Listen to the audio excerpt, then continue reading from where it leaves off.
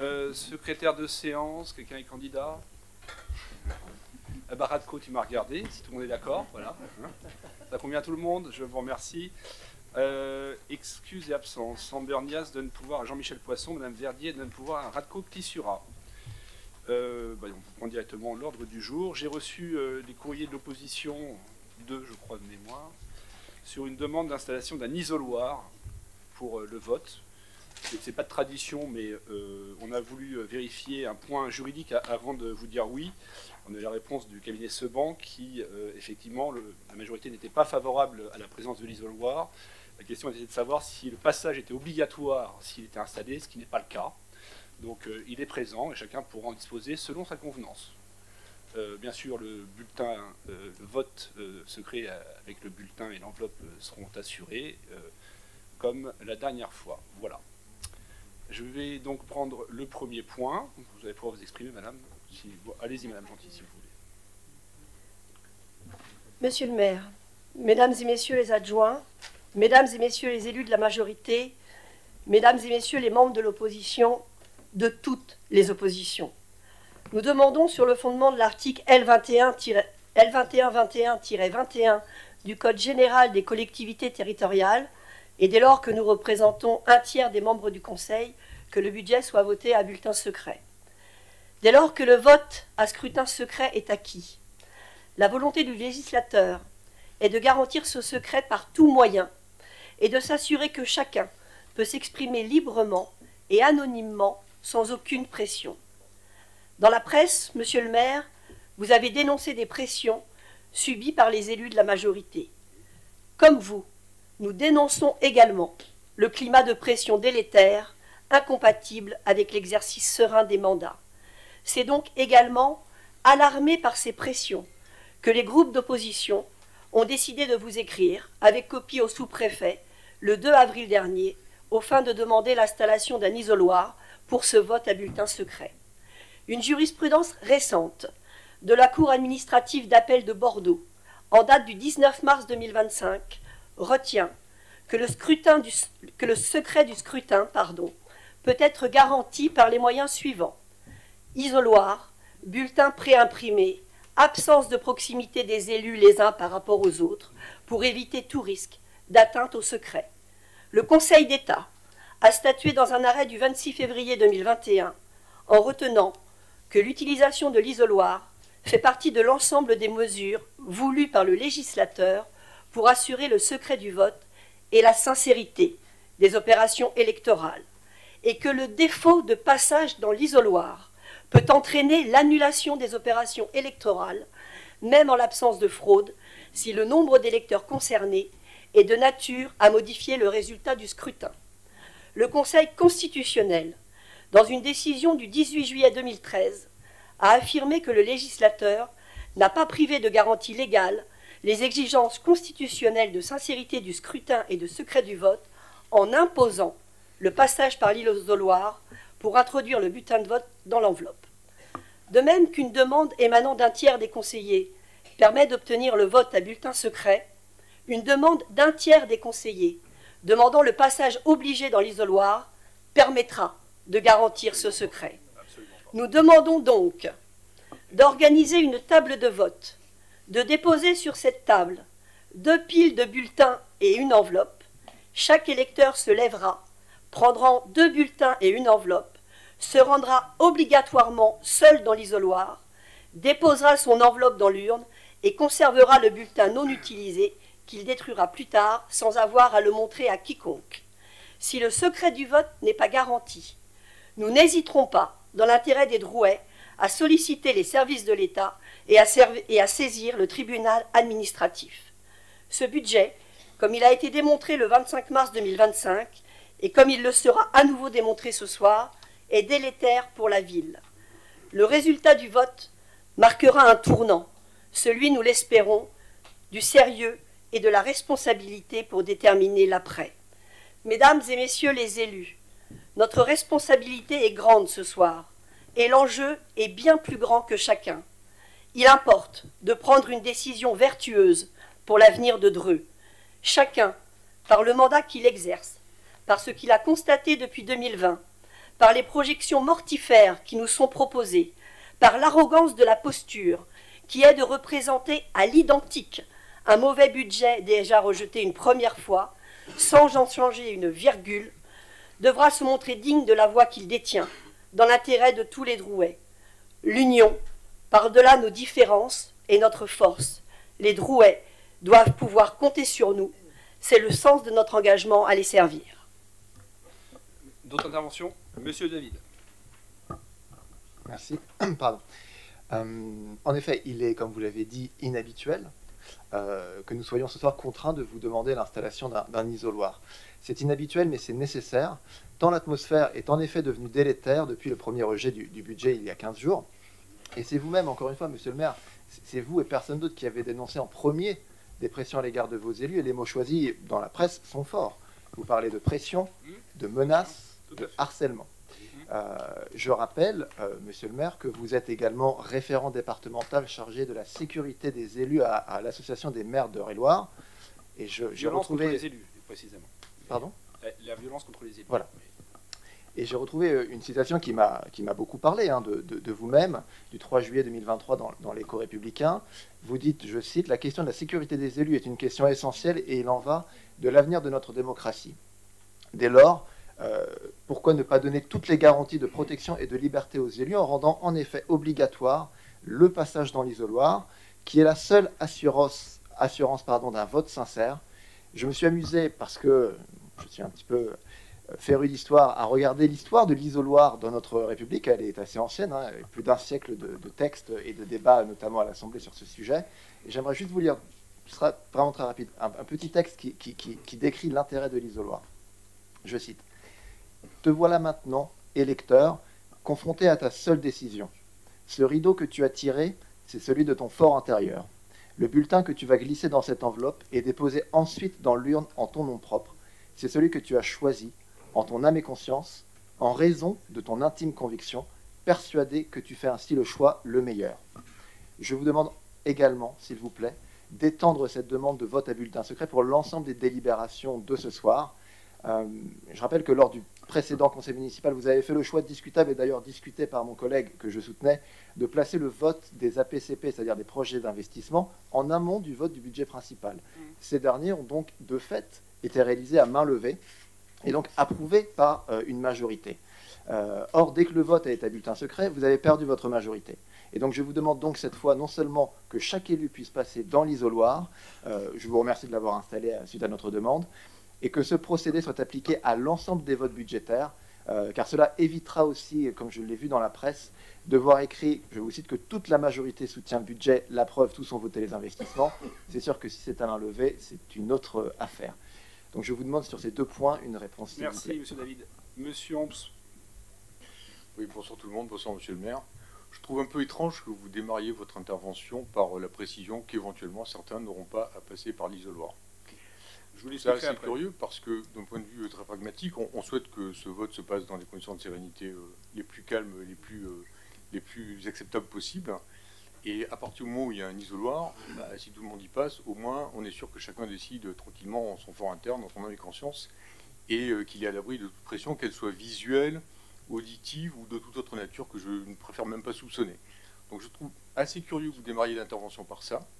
Et ça jette, je trouve, un petit doute quand même sur la façon de faire. J'espère que tout le monde passera par l'isoloir. Madame Philippe. Ah, pardon. Alors, Madame Philippe et après Monsieur Gambito, pardon. Merci. Dans le journal Le Parisien, un de vos proches a dit qu'il faudra bien trouver un compromis.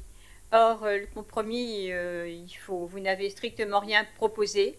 Sinon, le verrouillage d'un budget retoqué à son premier passage. Par contre, vous vous arc-boutez et persistez dans des dépenses inutiles et dangereuses pour la ville. La seule chose que vous avez l'intention de modifier, c'est le résultat du vote. Vous avez crié au scandale et accusé les oppositions d'avoir menacé des élus qui sont encore dans votre majorité.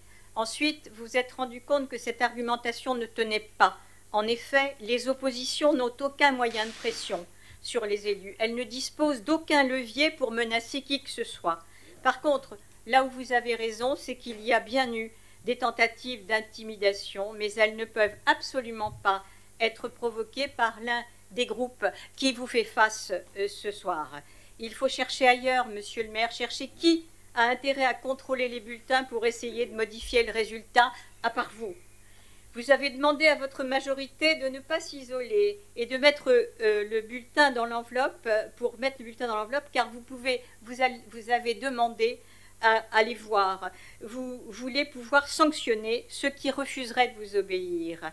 Monsieur le maire, avec sérieux et gravité, nous vous demandons de vous souvenir que le droit de vote est le droit le plus précieux de chaque citoyenne et de chaque citoyen, et que tous les élus, et le premier d'entre eux, vous, monsieur le maire en particulier, tous, nous avons l'obligation morale d'assurer l'intégrité du processus de vote pour tous ceux qui sont invités à s'exprimer.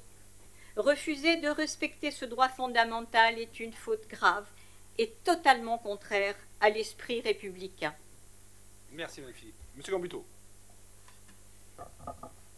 Oui, monsieur le maire, je n'avais pas prévu d'intervenir, mais voyant les réactions, je voudrais juste donner un sentiment du moment.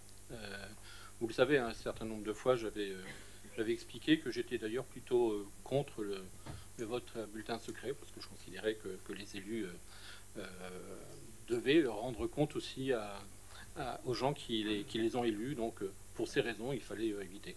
Sauf que là, on est arrivé dans une situation, j'allais dire, plutôt extraordinaire, où on se retrouve avec, de part et d'autre, avec des dénonciations de pression, de rapports de force qui sont anormaux, que je n'ai jamais considéré comme possible dans un conseil municipal. Donc, du fait, je fais partie de ceux qui demandent le bulletin secret, et je fais partie de ceux, avec Laurent Fontaine, qui ont demandé d'avoir un isoloir. Donc, en ce qui concerne le budget, on en parlera tout à l'heure, et les raisons et le fait que l'on puisse avoir été surpris que vous présentiez le même, on en parlera seulement tout à l'heure. Mais en ce qui concerne le vote, à partir du moment où il y a l'éventualité d'un vote qui ne soit pas validé, puisque finalement vous avez deux convictions qui sont différentes, parce que j'ai vu vos hochements de tête, donc ça veut dire que vous resteriez peut-être sur le même avis. Moi je pense, et j'invite, puisque vous invitez chacun à faire comme il lui semble, moi j'inviterais plutôt chacun d'être responsable et de passer par l'isoloir, parce que ce serait quand même dommage, quel que soit le résultat, d'avoir ce vote de ce soir invalidé, faute d'avoir respecté des textes que vous avez considérés de façon différente. Donc vraiment, par souci de sagesse, j'invite quand même tout le monde à passer par l'isoloir, comme ça on n'en parlera plus et il n'y aura plus de suspicion, parce que pour tous les élus que nous sommes, et je pense que c'est pour vous aussi, mais pour chacun d'entre nous, sentir dans la rue qu'il y a suspicion, qu'il y a des tensions, etc., compte tenu du travail que chacun d'entre nous fait, est quelque chose de terrible. C'est-à-dire, déjà, on a de moins en moins de personnes volontaires pour être candidats dans les élections, quelles qu'ils soient. Si en plus on montre que d'être élu, en plus du travail, en plus de l'engagement, c'est aussi toutes ces pressions pendant des mois, c'est quelque chose de terrible. Donc peut-être que par souci de sérénité, on pourrait tous passer à l'isoloir, et puis comme ça on n'en parlerait plus et le résultat sera indiscutable. D'autres interventions? C'est bon? Bon, alors écoutez, il est quand même surprenant que on puisse, donner une suite à vos demandes d'isoloir. La majorité n'en voulait pas, on a discuté ensemble, tous ensemble, il manquait une personne en réalité, et que quand on accède à votre demande, vous nous reprochiez de mettre un isoloir et que ce soit obligatoire pour tout le monde. Si l'analyse... Attendez madame, je ne vous ai pas interrompu, s'il vous plaît, je vous ai pas interrompu. Si effectivement le passage à l'isoloir dans l'étude qui a été réalisée est obligatoire, il n'aurait pas eu d'isoloir, parce que la majorité n'en voulait pas, tout simplement. Votre analyse juridique, je pense qu'elle n'est pas incompatible avec la nôtre, mais vous la transformez un petit peu, mais je ne vais pas aller dans la technique et dans le débat, me semble-t-il. Alors, sur Madame Gentil, je vous rappellerai quand même que vous avez amené ici, dans cet hémicycle, une rumeur sur une étude graphologique que j'aurais commandée lorsque les gens avaient voté sur un bulletin en écrivant oui ou non. C'est quand même pas très digne d'ailleurs, je vous le redis. On a donc imprimé des bulletins suite à votre demande, les enveloppes, maintenant l'isoloir, dans 2 mois on aura un huissier. À un moment donné on dit stop. Voilà. Les choses sont réunies, on en a parlé en majorité, les gens étaient libres de s'exprimer, on a un accord de la majorité. Pour vous montrer notre bonne foi, on a mis un isoloir à votre disposition. Chacun utilisera selon son bon vouloir. Ce n'est pas incompatible du tout avec la jurisprudence et la loi, ça c'est très clair. Je ne suis pas d'accord sur votre analyse. D'ailleurs, ce n'est pas moi qui le dis, c'est le cabinet Sebank qui est la référence en France. Madame Philippe, quand vous dites que je menace des gens de la majorité, vous êtes dans la diffamation, faites attention, parce que si quelqu'un ici de la majorité a été menacé par moi, il faut qu'il le dise tout de suite et il faut qu'il dépose plainte. Moi, je trouve que c'est quand même un peu rocambolesque comme affirmation de votre part. Et puis, je me permettrai, Monsieur Dautré, je ne vous ai pas interrompu, j'écoute tout le monde, vous voyez. Simplement, je rappellerai qu'encore il y a quelques jours, une élue de l'opposition a été voir les parents d'un élu pour lui dire, il ne comprend pas tout, il faut lui dire qu'il vote contre le budget, etc. C'est ce genre de choses. Des appels anonymes à une élue à plusieurs reprises de la majorité qui a été harcelée au téléphone, enfin, etc., etc., etc. Mais en plus, on a les éléments, si vous le voulez. On a les éléments. Donc, je ne vous ai pas interrompu, monsieur. Donc, voilà. Donc, il faut quand même faire attention, effectivement, aux propos qu'on peut tenir. Je trouve quand même assez étrange votre comportement. On accède à votre demande et vous nous le reprochez à la main sur le cœur. Donc, je trouve que c'est un peu limite. Et quelque part, vous voyez, ça donnera peut-être aussi des indications pour la suite de vos demandes, parce que je ne trouve pas ça très, très correct, votre point de vue là-dessus. Du coup, je vais garder les modalités prévues que je vous ai énoncées et on va passer à la première délibération, le budget primitif qu'on vous a déjà présenté. Allez Lydie, je te laisse présenter le budget qui va être assez court, on va lire les délibérations et après on passera aux questions. Merci, bonsoir à tous. Donc il s'agit du budget principal exercice 2025. Vu le projet du budget primitif présenté par Monsieur le maire de Dreux pour l'exercice 2025 qui s'équilibre ainsi qu'il suit, en section de fonctionnement en recettes et en dépenses pour 59 282 478 €, en section d'investissement en recettes et en dépenses pour 41 741 953 €. Vu l'avis de la commission modernisation et restructuration des services finances, ressources humaines et administration générale de la commande publique, je vous demande si vous êtes d'accord de bien vouloir adopter le budget primitif du budget principal de l'exercice 2025 qui vous a été présenté au dernier conseil municipal en totalité sur le PowerPoint qui vous a été projeté, auquel on a déjà répondu à certaines de vos questions. Mais bien sûr, on reste à votre disposition pour d'éventuelles questions de complément d'information. Question, observation. Allez, monsieur Homps. Oui, donc sur le budget, on ne va pas refaire à l'identique le débat de la fois précédente parce que ce serait un peu lourd. Mais moi, je voudrais juste repartir de 2023 parce que je considère que 2023 est le tournant de ce mandat en fait. Et qu'en 2023, vous nous avez présenté, on a eu un débat d'orientation budgétaire dans lequel vous avez dessiné une trajectoire qui était assez claire en fait. Et cette trajectoire, elle reposait en gros sur 3 piliers. D'une part, un fonctionnement qui était réputé rester à hauteur de 49 millions d'euros en 2025. Dans le budget primitif, vous le présentez à 54 millions d'euros. Deuxièmement, vous nous présentiez des dépenses de personnel qui étaient censées être contenues à 26 millions d'euros en 2026. Dans le budget primitif, on est déjà à 28,1. Et le troisième pilier, si l'on peut dire, de cette trajectoire, c'était un endettement qui devait rester contenu, parce que vous avez démarré le mandat avec 33,8, un peu moins de 34 millions d'euros de dette. Et là, et vous nous aviez dit dans ce ROB 2023, eh bien, on restera autour de 35 millions. Et finalement, vous nous proposez un endettement entre 52 et 56 millions, si mes souvenirs sont exacts. Donc ça, c'est un peu les 3 piliers de cette trajectoire. À l'époque, cette trajectoire, objectivement, nous, on en avait parlé entre nous, parce qu'on n'est pas des opposants systématiques, on est des opposants constructifs, pragmatiques. On aurait pu l'entendre, hors question de certains investissements, c'est quelque chose qu'on aurait pu entendre. Cette trajectoire, dans les faits, elle n'a absolument pas été respectée. Alors, vous avez des raisons pour ça, vous les avez présentées, vous les avez expliquées, mais elle n'a été absolument pas respectée. Et nous considérons qu'elle va entraîner un niveau de risque pour la ville de Dreux que nous ne serons pas en mesure d'assumer. On ne dit pas c'est bon ou c'est mauvais, on dit ça nous entraîne sur un niveau de risque financier qu'on ne pourra pas assumer, sauf à anticiper en fin de mandat ou au début de mandat prochain la vente d'un actif stratégique, en l'occurrence GEDIA, par exemple. Donc ce budget, on est vraiment contre. On est contre parce que cette trajectoire, encore une fois, n'a pas du tout été respectée. Nous la considérions comme possible, en tout cas entendable. Et aujourd'hui, on se sent un petit peu les mains liées dans un tunnel qui va nous amener dans une situation extrêmement difficile à la fin de ce mandat.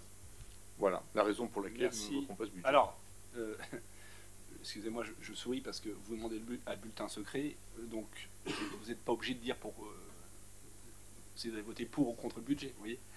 Simplement, Monsieur Homps, on va pas refaire le catalogue, mais quand vous parlez de la masse salariale, effectivement, elle a augmenté parce qu'on a intégré la caisse des écoles, vous le savez parfaitement. Et deuxième chose, sur effectivement les emprunts, vous savez qu'on a accéléré sur le NPNRU, c'est la principale raison, mais je ne vais pas refaire le catalogue, comme on dit. Alors ensuite, il y avait Mme Frété.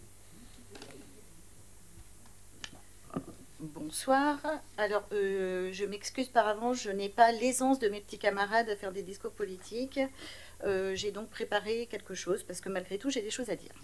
Le 25 mars dernier, M. Billet et Mme Guérin, adjointe aux finances, nous ont présenté un projet de budget de dépenses et de recettes pour Dreux en 2025. Ce budget, de l'avis de la majorité des votants, n'est ni raisonnable, ni adapté aux besoins concrets des habitantes et des habitants de la ville. C'est pourquoi il a été rejeté. Aujourd'hui, nous sommes de nouveau réunis pour nous exprimer sur le même budget qui n'a subi aucune modification. Et pour cause, pour conserver vos projets, il n'y a pas de réelle marge de manœuvre. Selon vos propres mots, Monsieur le maire, la Chambre régionale des comptes a regardé votre budget et le trouve tout à fait raisonnable. Dans ces conditions, pourquoi craindre une prise en main par les services de l'État en cas de nouveau rejet? Si votre budget est d'ores et déjà validé par la CRC, il n'y a donc aucune crainte à ce qu'il soit pris en main par quelqu'un d'autre et ainsi, comme l'exige la loi, resoumis au vote en conseil municipal. En tout cas, cette représentation est à minima un déni démocratique, ou pire, mais je n'ose pas y croire, du mépris. Dans l'écho républicain du 3 avril, vous dites que les associations ne toucheront pas leurs subventions, puis, dans l'écho du 7 avril, vous rectifiez en disant que vous n'avez pas voulu dire que les associations n'auraient pas de subventions en cas de rejet du budget, mais que ces subventions risquent fort d'être atténuées et que leur versement serait différé. Une première question me vient alors. Quelle est la trésorerie au 1er janvier 2025 ? Et la suivante immédiatement est, pourquoi attendre si longtemps pour verser les subventions? Y aurait-il eu un décalage de trésorerie pour pouvoir payer les charges courantes comme les salaires par exemple? Bon, je vous rassure, cette question est purement rhétorique, je n'attends pas de réponse. Toujours dans l'écho républicain, vous faites état de 11 000 heures supplémentaires. En décembre 2023, dans le rapport social unique de 2022, il était fait état de 10 427 heures réalisées et payées la même année. En 2024, dans le rapport de 2023, il n'y a plus le nombre d'heures, mais le montant en euros, soit 295 439 euros, ce qui équivaut environ à 10 000 heures. Est-ce de ces heures dont vous parlez dans la presse? Ce qui voudrait dire que là aussi, vous avez décalé la trésorerie parce qu'à fin décembre 2024, début janvier 2025, il n'y avait pas suffisamment d'argent dans les caisses. Bon, c'est encore une question rhétorique. Par contre, ce qui ne l'est pas rhétorique, c'est d'aller puiser dans les caisses de la CMCD pour renflouer le budget de la ville. Et pour prendre une métaphore domestique, comme ça tout le monde comprend, c'est un peu comme si vous vendiez votre voiture pour payer les courses, mais que du coup, vous ne pouvez plus aller travailler. Bref, je ne vous ferai pas l'affront de recommencer tous les échanges autour du budget, puisqu'il s'agit du même, présenté dans les mêmes conditions. Vous savez déjà ce que j'en pense. Par contre, j'entends et tiens compte des pressions qui peuvent être exercées sur les élus pour faire passer ce budget, et je tiens à leur assurer de mon soutien indéfectible et mon indignation légitime. Le bulletin secret est un droit, et refuser de passer par l'isoloir un aveu de pression, et il est inacceptable de gouverner ainsi. Chacun doit pouvoir voter en son âme et conscience, sans crainte de représailles, sans regard de travers et sans jugement. Ce vote n'est pas qu'une formalité, il touche à l'avenir de notre ville et à la gestion de l'argent public. Et nous serons là pour garantir la transparence, la légitimité et l'intégrité de notre démocratie locale. Nous voulons tous le meilleur pour notre ville, mais ce budget, tel qu'il est présenté, ne répond pas aux besoins concrets des habitants. Ceux qui ont la possibilité de faire évoluer les choses, d'apporter des ajustements pour mieux servir la population, ont la responsabilité de le faire. L'inaction face à ces décisions aussi cruciales n'est pas acceptable. Si l'on peut améliorer ce budget, alors on doit le faire. Quand on veut, on peut. Quand on peut, on doit. Alors, Mme Frété, merci. Simplement, quand j'ai fait une interview à l'Écho, effectivement, ils ont déformé mes propos, mais c'est enregistré en plus. Non. Attendez, stop. Attendez, non, mais je suis très tranquille, mais si vous me laissez vous expliquer, peut-être que... Pierre, enfin là, on est au cirque, là. Je veux dire, je vous interromps pas, je fais pas de commentaires. J'attends que chacun puisse faire de même. Simplement, c'est que, effectivement, Malik Laïdi m'a appelé suite à votre conférence de presse, et en réalité, c'était avec Olivier Boin, et en fait, les interviews sont enregistrées. Donc il y a un audio, donc je suis très à l'aise là-dessus, première chose. Et... il m'a dit, effectivement, c'est pas ce qui est écrit dans le journal. Je n'ai pas demandé un rectificatif puisque j'ai répondu suite à votre conférence de presse. Effectivement, les associations, si le budget n'était pas pris, auront leur subvention, mais pas forcément au niveau que nous présentons dans le budget, ce qui est très différent. Mais Olivier Boin, si vous l'interrogez, il a l'audio, donc il pourra vous dire que j'ai été précis dans mes propos. Malheureusement, ça a été retranscrit dans le journal d'une manière un peu courte, on va dire. Voilà. Mais ça arrive, c'est pas grave. Simplement, c'est que nous n'avons pas la certitude sur le montant des subventions qui seront retenues par la CRC si c'était le cas. Première chose.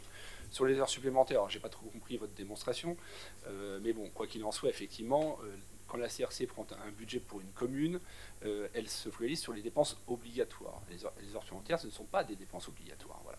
Comme d'ailleurs les espaces verts ne sont pas des dépenses obligatoires, il faut le savoir.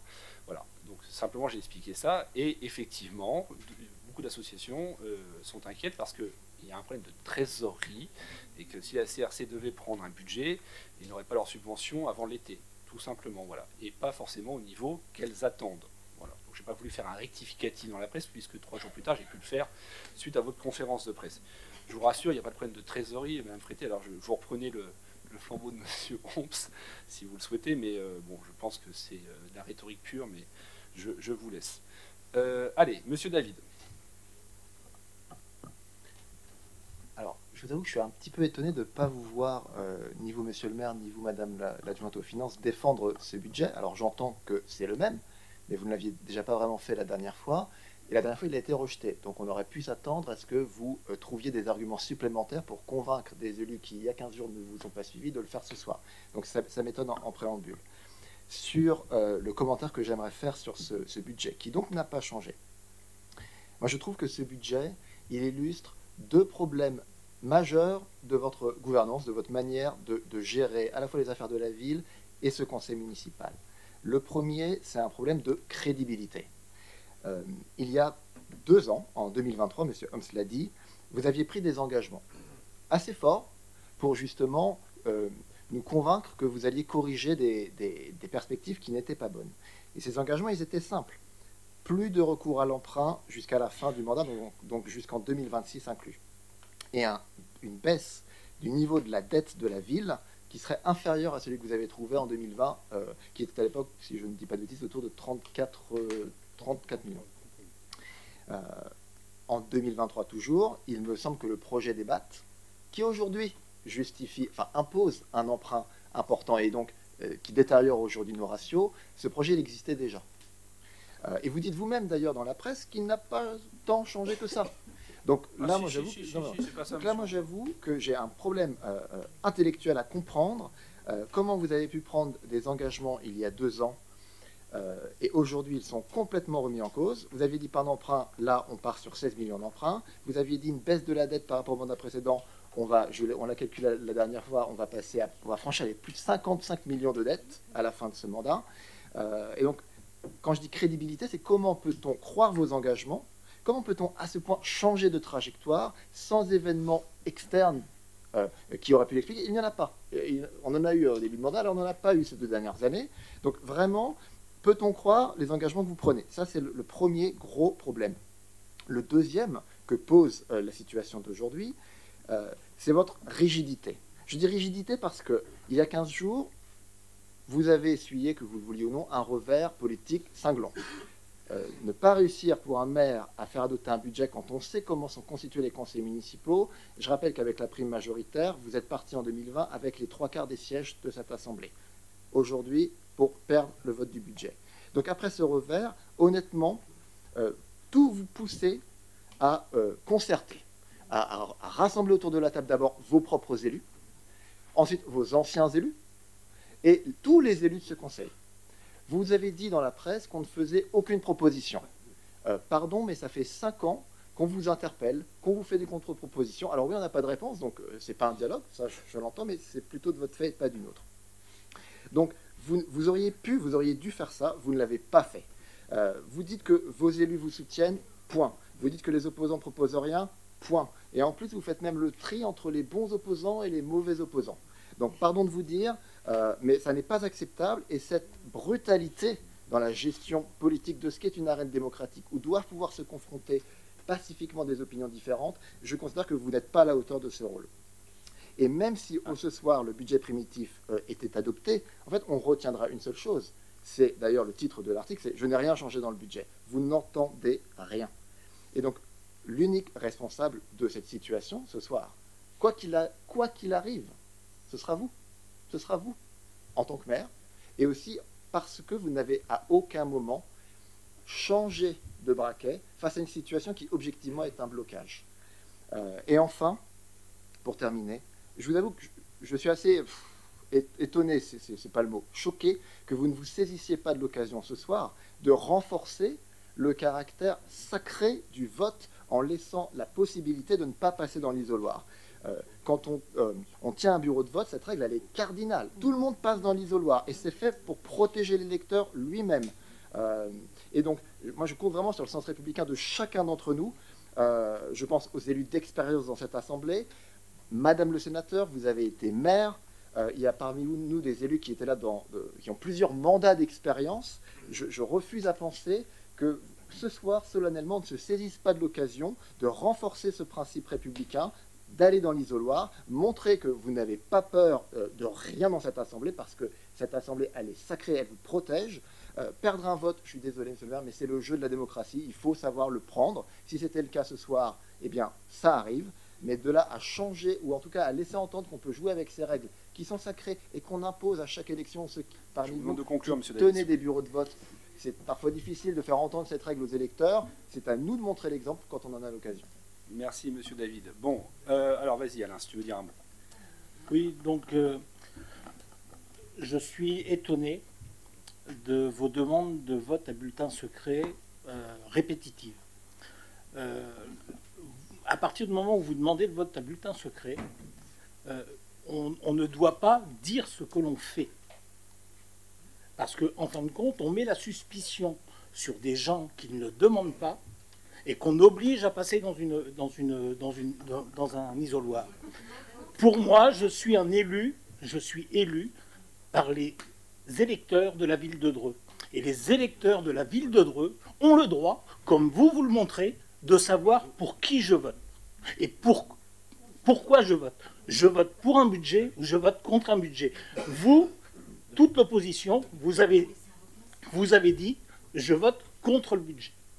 Moi, en tant qu'élu de la majorité, je veux que les habitants de Dreux puissent savoir pourquoi je vote. Pour ou contre. Très bien. Merci Alain. Alors, simplement, monsieur David, pardon. Non, mais je voulais répondre à monsieur David. Après, je vais faire le tour, c'est pas fini. Monsieur David, perdre une élection, ou perdre un scrutin, je sais ce que c'est, vous le savez aussi d'ailleurs. Je ne voulais pas être désagréable. Simplement, vous confondez, silence s'il vous plaît. Je ne vous ai pas interrompu, je ricane pas quand vous parlez, alors que des fois c'est assez drôle et assez dramatique. Le pôle débat n'a pas changé. Si, il a changé, monsieur David, je vous l'ai déjà expliqué. On a été négocié avec le sous-préfet, Lanru, Damien Stéphaux, Gérard Sourisseau, un avenant important. Et effectivement, d'ailleurs, vous nous l'avez reproché la dernière fois, de regrouper 6 structures en une. C'est ce qu'on a fait au pôle débat, parce que ce n'est pas qu'une école. D'ailleurs, je voudrais bien qu'on arrête avec cette polémique, parce que les 600 enfants qui vont bénéficier, qu'on a vraiment besoin là-bas d'une très très belle école avec une belle équipe pédagogique, c'est important. Voilà. Simplement, vos propositions, monsieur David, oui, c'est vrai, vous avez pu en faire, je ne dis pas le contraire. Alors des fois, c'est quand même surprenant, on va dire. Quand vous nous avez demandé s'il y avait, on pouvait mettre du logement social au sanatorium, je me dis que vous ne connaissiez pas le dossier, quoi, vous voyez, ce genre de choses. Bon. Mais ça faisait aussi partie de votre campagne. Quand vous disiez qu'il fallait faire la gratuité du stationnement en surface, c'était complètement irresponsable. Mais bon, ça c'est. Au moins vous avez des propositions, c'est vrai, je ne les partage pas, mais vous en avez. Allez, ensuite, Madame Archambaud-Diard. Je reviens sur l'isoloir et je réponds. Notre demande de l'isoloir, elle est simple. Ça permet d'éviter la suspicion. C'est tellement simple. Je ne comprends pas, mais je ne comprends. Mais non, justement, vous avez dit dans le journal qu'il y avait des pressions. Nous, on souhaite que tout le monde passe dans l'isoloir pour qu'il n'y ait plus ce genre de suspicion. Si tout le monde passe dans l'isoloir, que le budget soit voté ou rejeté, peu importe, mais tout le monde aura été totalement libre. Ça garantit, c'est justement la seule garantie. À partir du moment où vous avez une moitié des gens, si dans la majorité, il y a une moitié qui va, une moitié qui ne va pas, qu'est-ce qu'on va leur dire demain? Rien, peut-être, mais nous ne sommes pas sûrs. Madame Archambaud-Diard, simplement, je termine là-dessus. Je vous laisse vous exprimer sur le vote, mais là on parle du budget, donc mais je vous laisse vous exprimer là-dessus. Simplement, j'en profite de votre intervention pour dire aussi que certains qui filment le conseil municipal seraient prudents de faire attention à ce qu'ils filment. Hein, je dis ça notamment à André au cœur, puisque certains auraient pu être embêtés parce qu'on voit des choses, vous voyez. Donc voilà, s'il vous plaît, aussi le secret du vote, c'est aussi qu'à un moment donné, on ne filme pas n'importe quoi. Voilà. Je le dis quand même. Vous êtes déjà intervenu, Madame Gentil. Allez, d'autres... Non, vous êtes déjà intervenu. On va avancer. Qui d'autre? Bah non, c'est le règlement. Allez, monsieur... Arrêtez, s'il vous plaît. Arrêtez. Alors, monsieur Dautré et après monsieur Gambuteau. Oui, merci. Bonjour à toutes et bonjour à tous. Je vais revenir sur 3 points. Donc, l'isoloir, bien évidemment... on est tous favorables là-dessus pour protéger ce vote à bulletin secret, et je pense que c'est un droit démocratique, et c'est le premier droit démocratique, c'est d'exprimer librement et secrètement. Aujourd'hui, il y a un isoloir. Sur la route, quand il y a un feu rouge, on s'arrête. Je pense que quand il y a un isoloir, on passe par l'isoloir. Ensuite, je vais revenir, monsieur le maire, sur le fait des subventions au niveau des associations. Aujourd'hui, vous auriez très bien pu et vous auriez dû, par rapport à des dossiers qui sont posés en juillet 2024, vous auriez pu et dû verser les subventions ou une partie des subventions à partir de janvier. Je ne comprends pas que vous ne l'ayez pas fait. La plupart des associations sportives ont une activité qui va s'arrêter fin mai. Donc la saison est terminée. Donc aujourd'hui, les budgets 2025, personne n'en a eu. Donc vous les prenez en otage. Ne dites pas que c'est nous qui les prenons en otage. Vous auriez pu les payer. Je me pose la question, pourquoi ne vous les avez pas payés? Est-ce que vous avez eu la trésorerie? Vous n'avez toujours pas apporté et jamais apporté une réponse sur quel est le montant de la trésorerie de la Vallée de Dreux. Donc aujourd'hui, est-ce que vous pouvez nous apporter cette réponse-là? Merci, monsieur Dautré. Voilà. J'ai pas... Ah, vous n'avez pas terminé, excusez-moi. Non. J'ai terminé. J'attends pas de réponse, donc je vais pas aller plus loin, mais franchement, vos débats en disant on passe pas par les isoloirs, on fait ci, on fait ça, on en met un, mettez le portrait de votre femme ou de n'importe qui, ça sera aussi bien. Ah, non, attendez, monsieur Dautré. Monsieur Dautré, retirez ce que vous venez de dire, parce qu'on ne dit pas n'importe quoi ici, s'il vous plaît. Monsieur Dautré, retirez ce que vous venez de dire, il faut arrêter là. Parlez pas de ma femme, Là, c'est pas... Monsieur Dautré, arrêtez de... C'est pas au niveau, là. Et vous avez plus de limite, quoi. Enfin, au bout d'un moment... Bon, allez, je suspends la séance.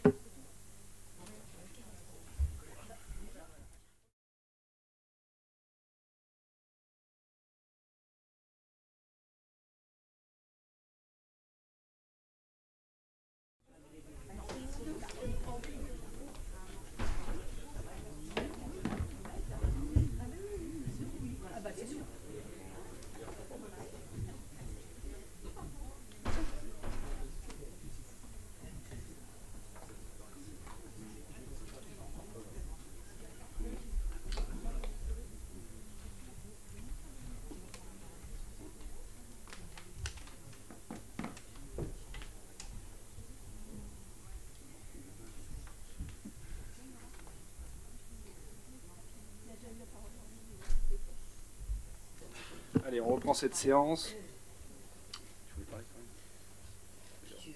Allez, Caroline vous dire un mot. Oui, bonsoir à tous. Alors, je pense qu'on a vu vos demandes d'intervention. Je vais me permettre de dire quelque chose très rapidement. Moi, vous savez, je suis une nouvelle élue, voilà, fraîchement élue. Je vais vous parler de moi 2 petites secondes. Moi, j'ai été élue vraiment par... alors, ça fait peut-être très niais de le dire, mais je vais dire quand même, par sens commun, en me disant, mes enfants sont nés à Dreux, je les élève à Dreux, et j'ai envie, pour cette belle ville que j'ai appris à connaître, de faire quelque chose de bien, très modestement. Alors voilà, quand on essaie de faire quelque chose, parfois on se trompe, parfois on ne fait pas bien. En tous les cas, ce que j'essaie de transmettre comme valeur, c'est le respect, l'écoute, l'échange, ce qu'on est censé faire au sein de cette assemblée. Et moi, ce que j'ai envie de vous dire, c'est que je suis un petit peu désespérée par le manque de niveau de nos échanges.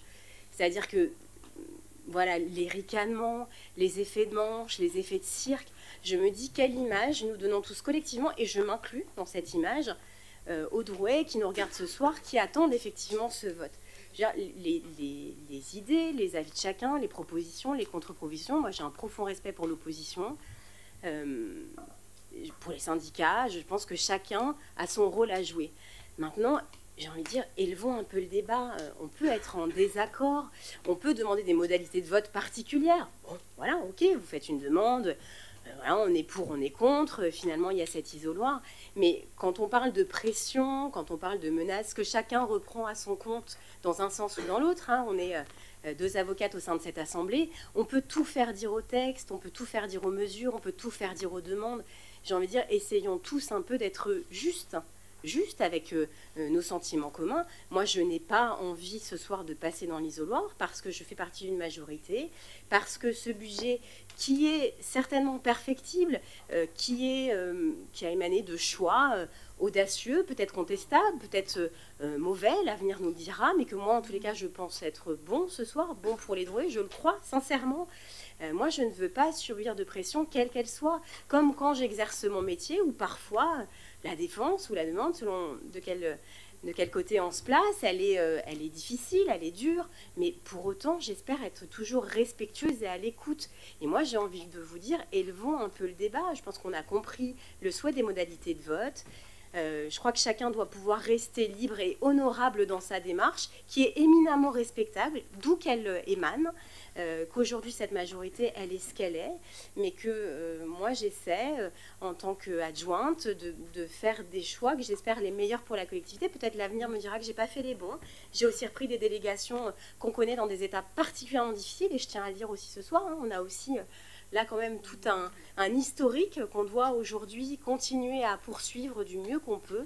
Donc voilà, ma simple intervention, peut-être un peu niaise, peut-être un peu ridicule, c'est de dire prenons un peu de hauteur, soyons respectueux les uns des autres, faisons chacun le rôle qui nous a été assigné. Voilà, en âme et conscience, on en a tous aussi.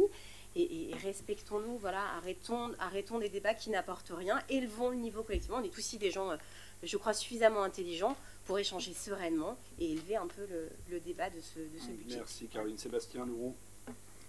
Oui, alors, mes chers collègues, je vais aussi m'adresser aux Drouais. Parce que ça fait maintenant, vous voyez, quand vous parlez de pseudo-pression, pseudo-menace, vous les connaissez toutes et tous, pour la plupart. Tout d'abord, ça fait maintenant plusieurs mois, et depuis 2022, mais quelques mois plus tard, ça s'est beaucoup intensifié.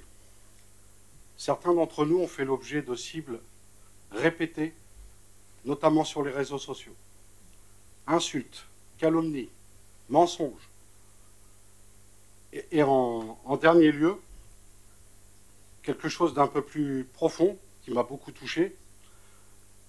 Même si ça m'a touché, je veux que ceux qui en sont auteurs croient une chose. Jamais je ne reculerai devant la voyoucratie du net qui se comporte ainsi. Et je vais vous citer un exemple. Vous voulez des preuves, je vais vous en livrer une. Elle est récente. Le 3 mars dernier, nous avons perdu notre maman. Le 12 mars a eu lieu la célébration. Pour ceux qui en doutent, c'était une parution dans l'Écho républicain.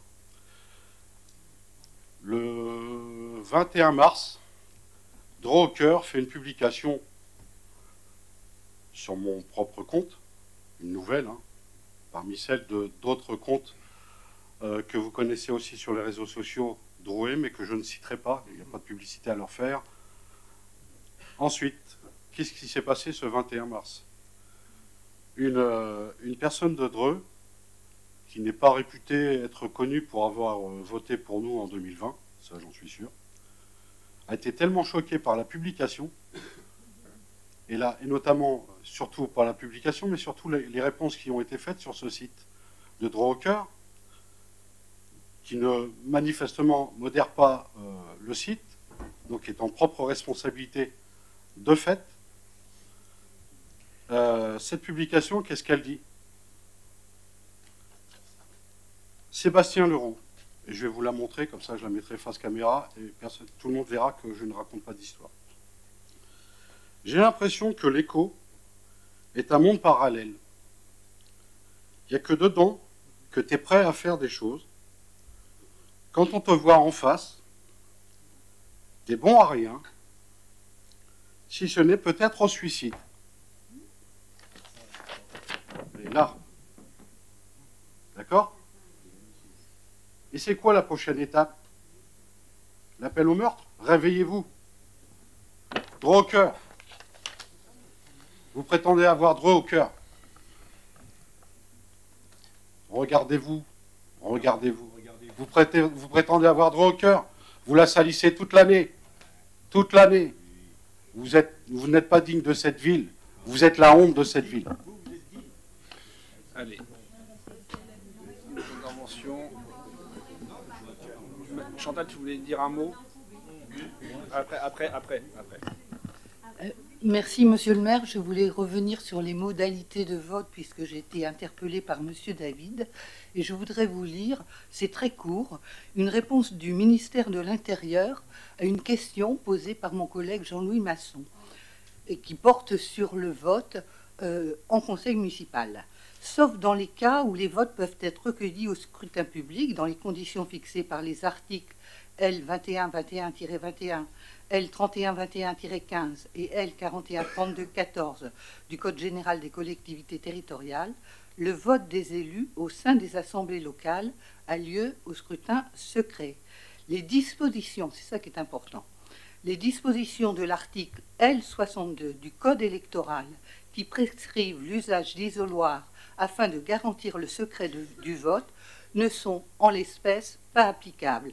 Si le recours à l'isoloir n'est donc pas obligatoire, Conseil d'État du 10 janvier 1990 concernant les élections de Calville, rien ne s'oppose en revanche à ce que les élus en fassent la demande. Merci Chantal. Monsieur Alim. C'est moi. Bonsoir à tous. Je n'ai pas l'habitude de m'exprimer, mais bon, là, je réponds. Caroline, Alain, Caroline, je suis tout à fait d'accord avec toi. Le respect, c'est important, c'est primordial. C'est comme ça qu'on avance. Insulter les gens, je suis contre cette méthode, quelle que soit l'équipe ou n'importe qui. Donc, le respect, c'est important. Par contre, Alain, je ne suis pas d'accord avec toi. Quand tu parles de le législateur est attaché au secret, d'accord? C'est une règle démocratique impérative quand il y a un vote à bulletin secret. Et je pense que chacun doit passer dans l'isoloir. Après, Chantal, tu récites... Excuse-moi, oui, je sais très bien. Mais Karine, qui est aussi avocate, qui t'a sorti... je pense que ça a sorti tout à l'heure... elle sort des dates plus récentes. Alors moi, je serais plus d'avis à écouter Karine qu'une date qui date de plusieurs années. Voilà, je suis désolé, mais il fallait que je le dise. En tout cas, Caroline, je suis tout à fait d'accord avec toi. Le respect, c'est important. Merci, voilà. Monsieur Alim. Alors, Monsieur Hirti avait demandé la parole. Il n'y a que moi, j'éteins là. Oui, c'est mieux. Alors, bonsoir, chers collègues. Tout d'abord, par rapport à l'intervention de Monsieur Leroux, je voudrais quand même apporter quelques compléments d'information. Effectivement, Droit au cœur publie régulièrement, dénonce des faits. Tout ce qu'on dénonce, on a les éléments, on a les preuves de tout ce qu'on dénonce.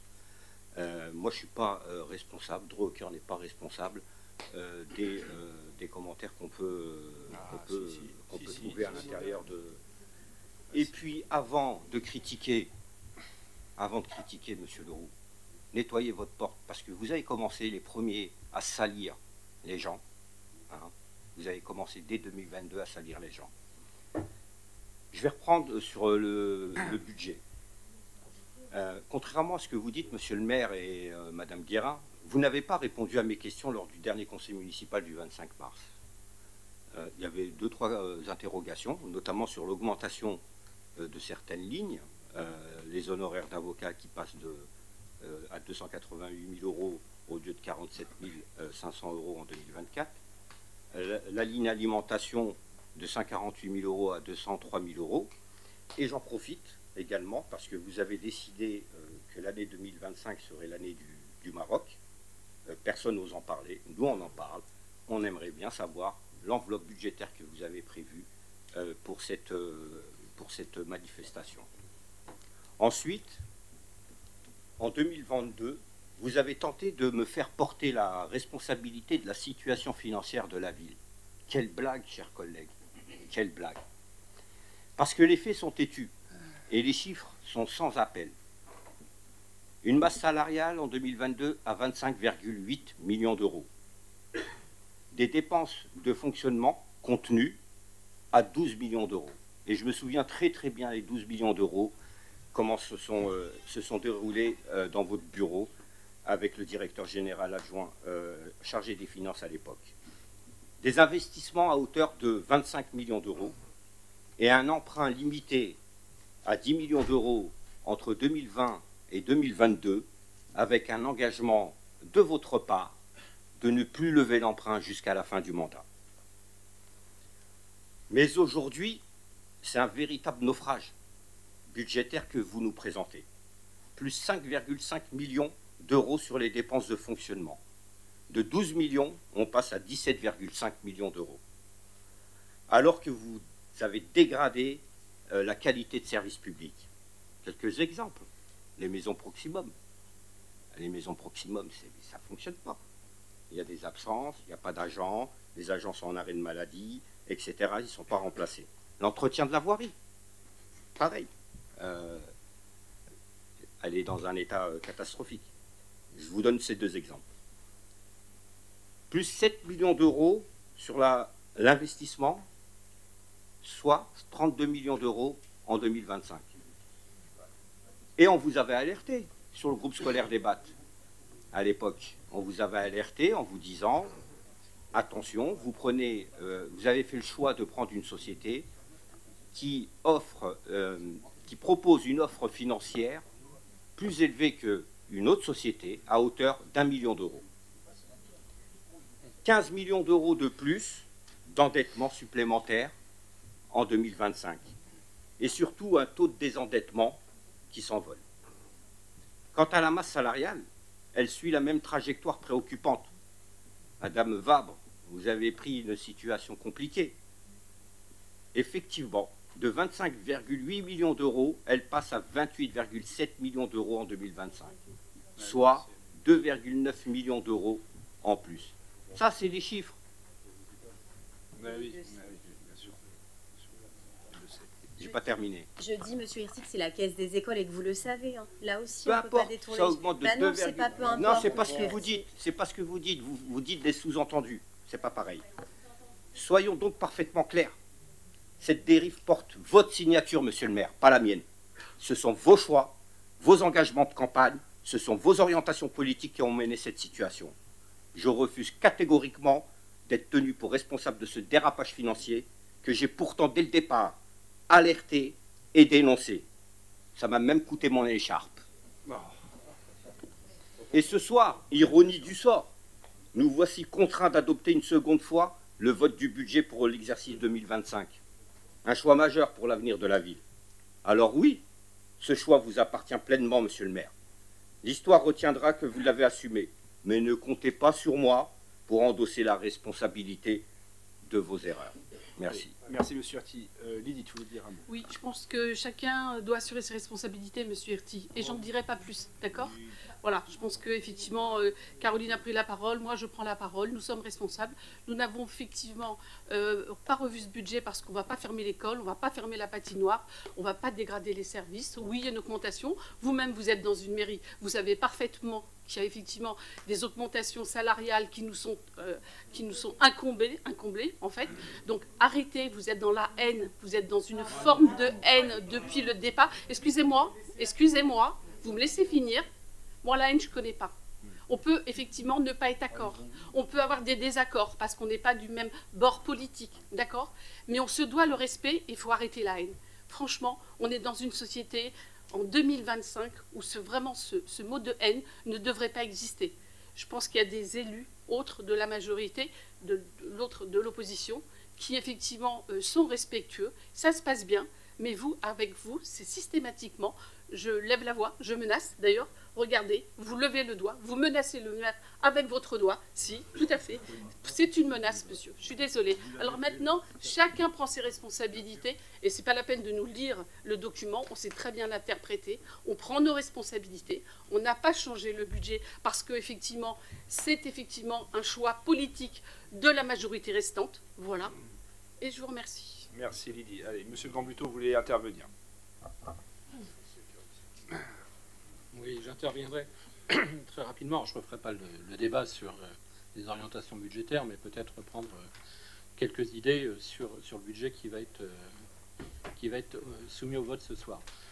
Peut-être faire une petite parenthèse en préambule. Je dois reconnaître, monsieur le maire, que j'ai été moi aussi surpris que vous n'ayez pas proposé, alors je parle au niveau de vos anciens colistiers, que vous n'ayez pas proposé, c'est ce que j'ai dit d'ailleurs dans la presse, hein, si j'avais été à votre place, j'aurais proposé aux anciens colistiers notamment de voir sur quel budget il y avait un bouger, puisque c'est l'expression qui est à la mode en ce moment possible, puisque la plupart du temps, dans les reproches que j'entends, c'est surtout au niveau d'endettement que ça fait peur à certains, et peut-être que de choisir d'autres ou de mettre de côté quelques projets aurait permis que ce soit une proposition plus large. Cela dit, vous ne l'avez pas fait, vous avez certainement fait un calcul que vous maîtrisez, et puis je vous en laisse juge.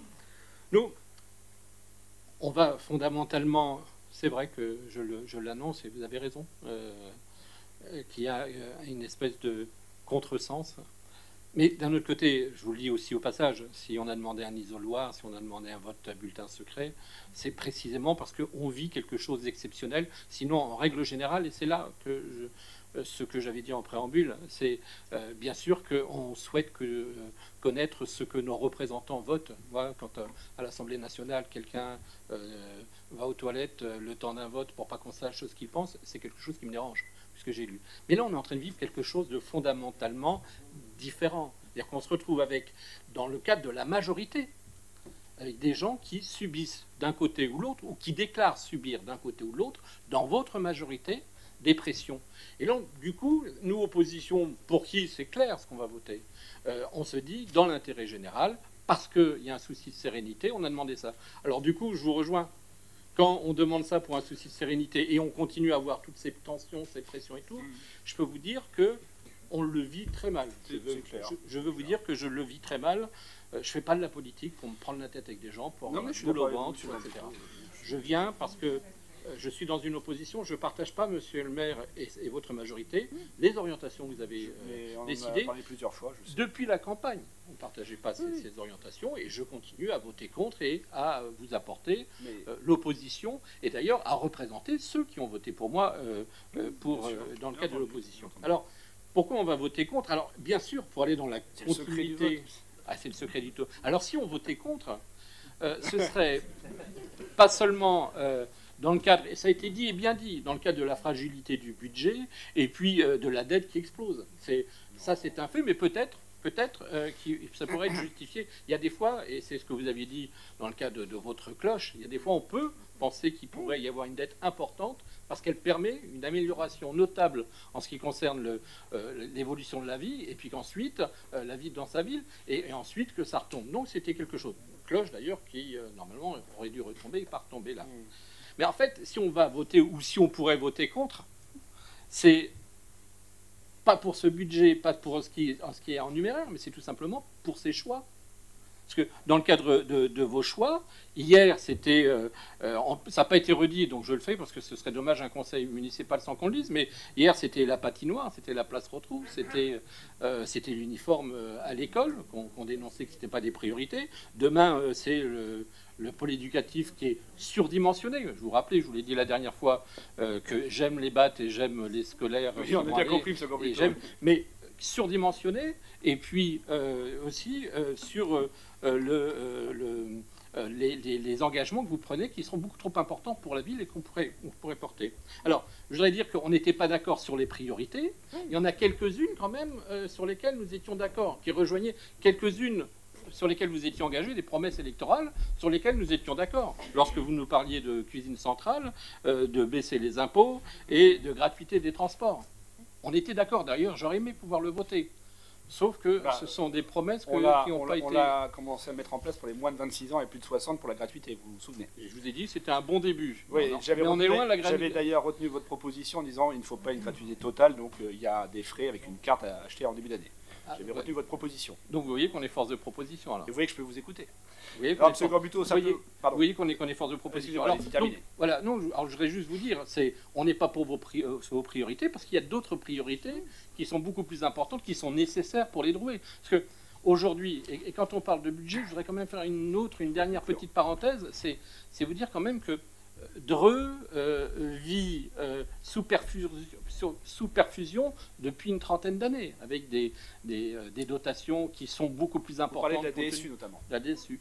Des dotations, des subventions, pour parler un message plus clair, on va dire subventions, des dotations, la DSU, etc., qui sont beaucoup plus importantes qu'ailleurs, parce que Dreux est une ville qui a un certain nombre de difficultés. C'est de la péréquation, oui. Absolument. Donc on se retrouve, et ce sont des dizaines de millions, et j'ai même envie de dire des centaines de millions, quand on prend toutes les rénovations, etc., qui ont été données par l'État dans le cadre du développement de la ville. 211 millions d'euros sur l'An 1, 2004-2017, 160 millions sur on avait la rénovation des quartiers avec Barthelone, etc. Oui, bien sûr, Donc on a eu des sommes considérables pour se retrouver aujourd'hui dans une ville qui ne s'est pas améliorée à la hauteur de tout ce qu'on a investi dedans. J'ai bien dit. C'est un débat qui est vaste, mais bon. C'est pourquoi dans le cadre du budget.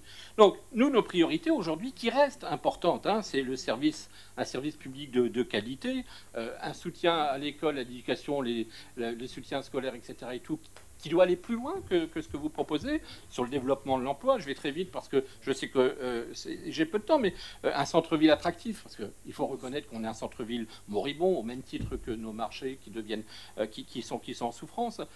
La lutte contre le mal logement, aujourd'hui encore, on voit qu'il y a des gens qui manifestent en disant qu'ils ont des problèmes de logement.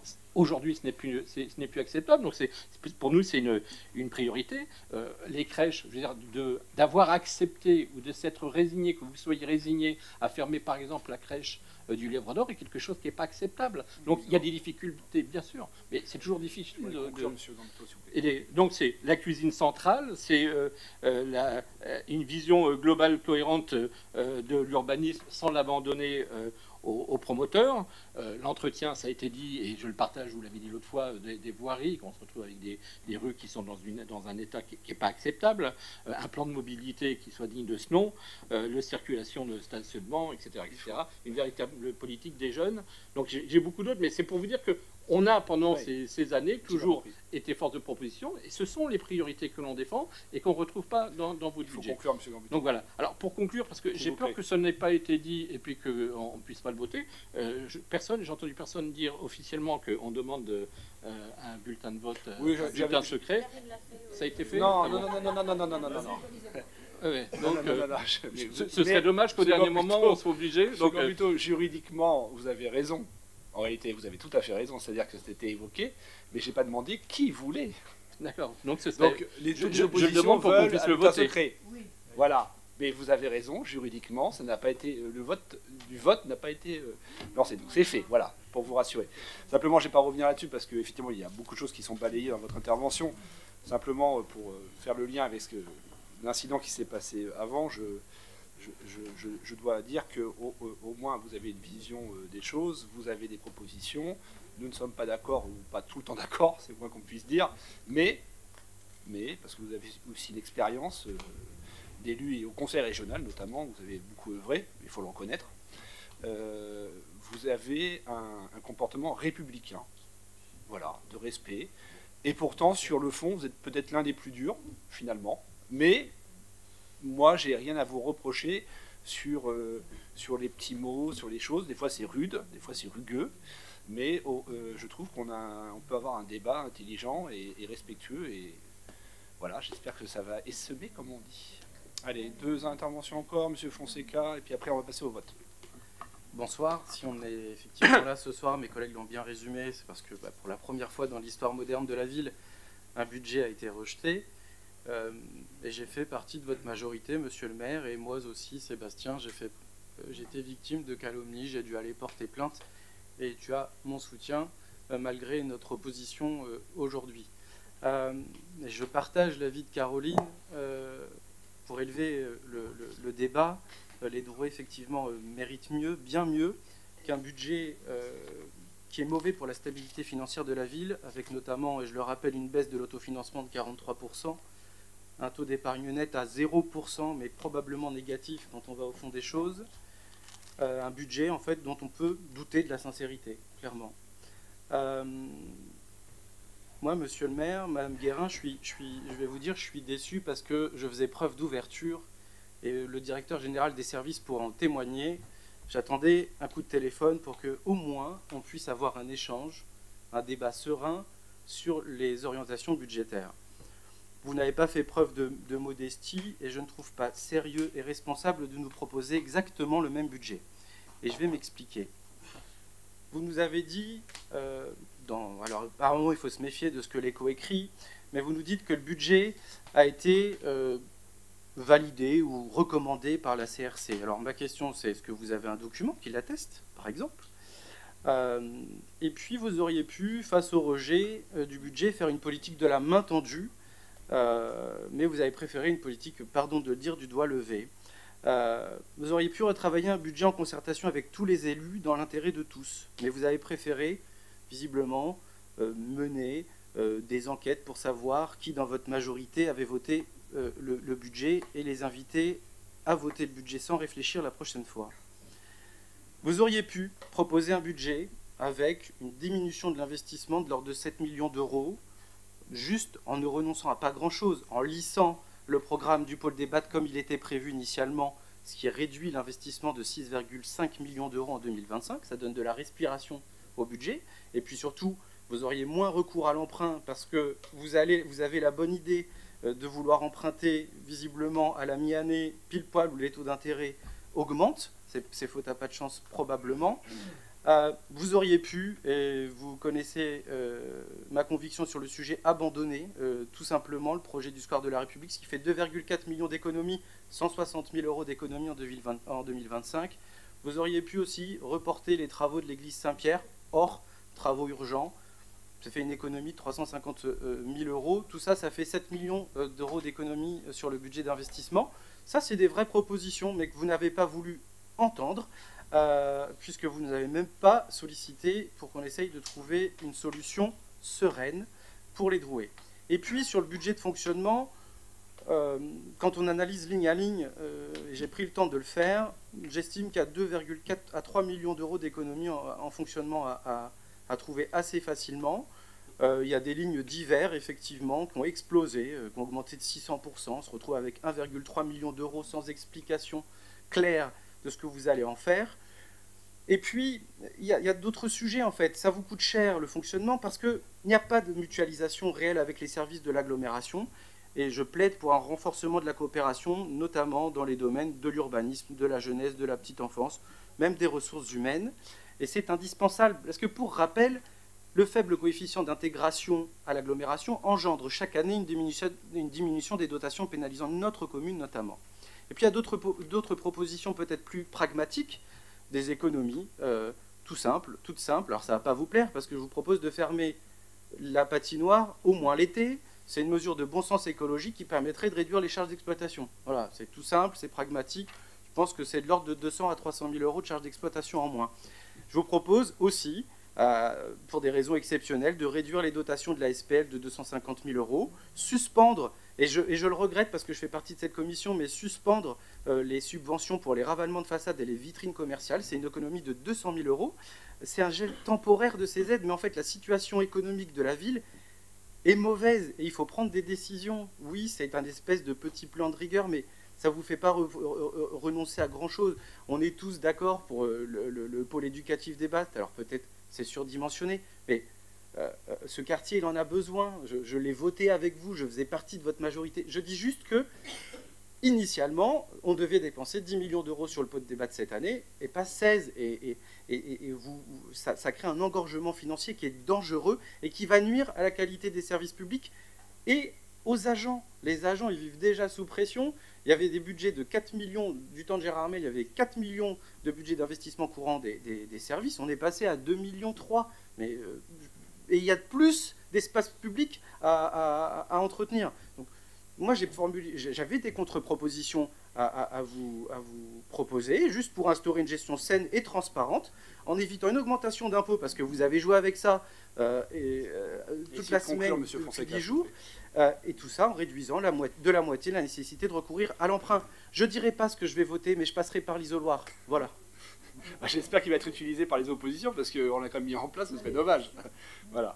Bon, allez, ensuite on va passer au vote. Simplement, sur Fonseca, je ne vais pas revenir sur tout ce que vous dites, mais bon, il y a quand même beaucoup d'incohérences dans ce que vous dites. Typiquement, je vais prendre deux exemples comme ça à la volée. Vous parlez de l'église Saint-Pierre à décaler, mais en plus, je pense que vous le savez. Monsieur, je vous ai pas interrompu. Donc, non, mais monsieur Fonseca. Bon. C'est un plan de plus de 3 ans, l'église Saint-Pierre. C'est un engagement important pour ce beau monument qui est en centre-ville de Dreux. Et croyez bien que quand on lance ce genre de projet, c'est qu'on travaille depuis des mois, voire des années avec la DRAC pour à la fois le projet et les subventionnements. On ne décale pas, on ne met pas en cause les subventions qui sont à peu près à 50% de ce projet-là, comme ça, parce qu'on a utilisé 300 000 €, mais c'est pas sérieux. Alors, deuxième chose, vous maîtrisez mal les choses. Sur le CIF, vous parlez du coefficient d'intégration fiscale et de l'agglomération.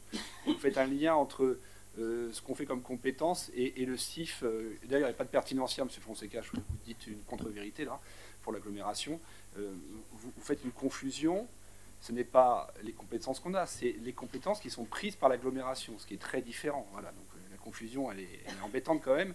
Et il n'y a pas de perte financière puisque le CIF a été, donc le coefficient d'intégration fiscale, a été rehaussé grâce à des décisions qu'on a pris en commun. Voilà. C'était juste pour ça, mais je ne vais pas aller dans le détail de ce que vous avez dit, parce qu'il y a beaucoup d'incohérences. Allez, je passe au vote, à bulletin secret, voilà. Et donc on va vous appeler les uns derrière les autres pour ce faire. Alors, on va vous donner les enveloppes d'abord, c'est mieux. Elles ne sont pas dans l'isoloir, donc on va vous fournir les enveloppes. Voilà. Vous avez normalement... Non, attendez. Doucement. On va fournir les enveloppes et les bulletins, c'est ça? Voilà. Vous aurez tout ça et vous pourrez donc procéder au vote. On va appeler les uns après les autres. Donc ceux qui ne passent pas par l'isoloir passeront par directement l'urne. Et voilà. Allez, la liste. Qui prend l'urne du coup? Bah, vous allez faire le tour, allez, Madame Abjean. Ah, on le met là. Alors, eh ben c'est moi qui commence, voilà. Bon, ça va, Non, les pouvoirs, bon, on les a, c'est marqué là, j'ai déjà déclaré. Voilà, allez. Bah oui, c'est moi le premier alors.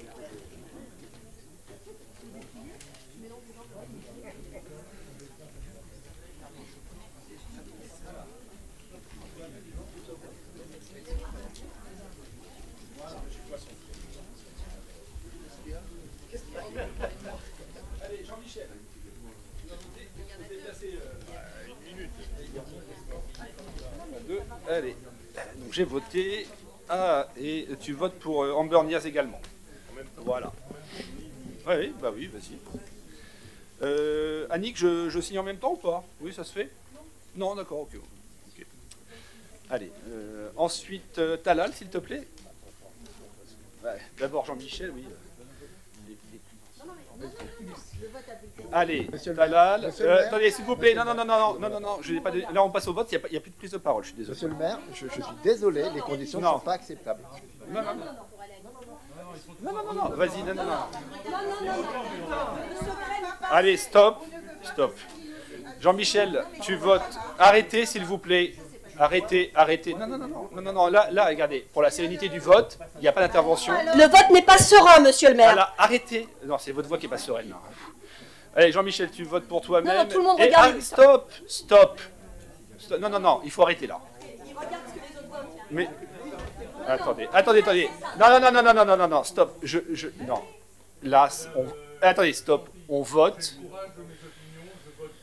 Voilà. Alors, Jean-Michel, tu votes. Et pour Amber, merci. Talal, tu peux aller voter. Christine Picard. Sophie Villemain. Je ferai un commentaire après, mais vous n'intervenez plus pour le vote. Il doit être serein. Arrêtez. Christine Picard, Sophie Villemain, Caroline Vabre, Sébastien Leroux, Mariam Cissé, Mounir Chakar, voilà, Lydie Guérin, Getty Poisson, Yujel Kissa, Sylvia Cousin, Radko Klissura qui vote également pour Madame Verdier, s'il vous plaît. Tac. Alain Genzi, Hélène Barbe, allez. François Ginguin, Chantal de Seine. Allez. Chut, hey, s'il vous plaît, là. Vous arrêtez. Non, vous voulez de la sérénité dans le vote et vous faites des commentaires sans cesse. On ne parle pas pendant le vote. Voilà. Chantal de Seine, Nicolas Carnet-Vallée, Josette Martin. Ensuite, Jacques Alim. S'il veut passer par l'isoloir, vous avez les éléments. Se prépare Nelson Fonseca qui peut se lever s'il le souhaite, s'il souhaite passer par l'isoloir. Prenez pas de photo, Monsieur Boin, s'il vous plaît. Parce qu'il vote.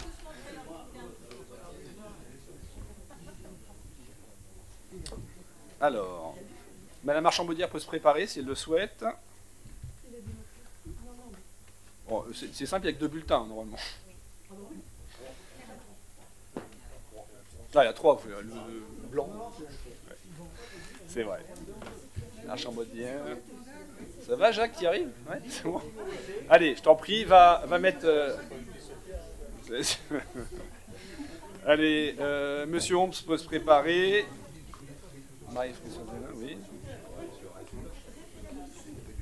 Et s'il vous plaît, un peu de silence. S'il vous plaît.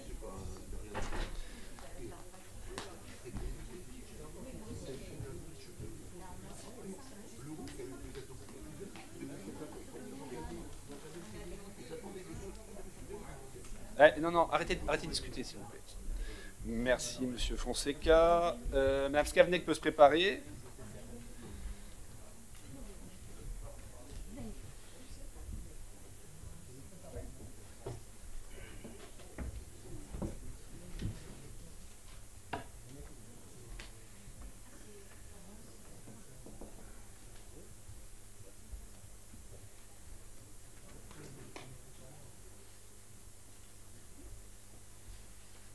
Monsieur Holmes, allez-y.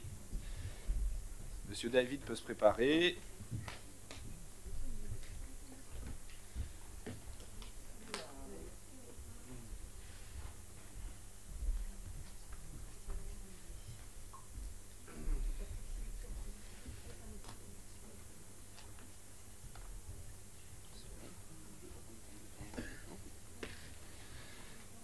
Allez, Skavnek, allez-y.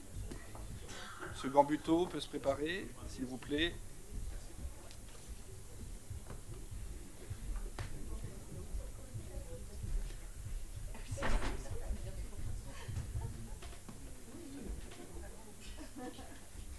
Chut, s'il vous plaît, s'il vous plaît. Allez, Monsieur Fontaine peut se préparer.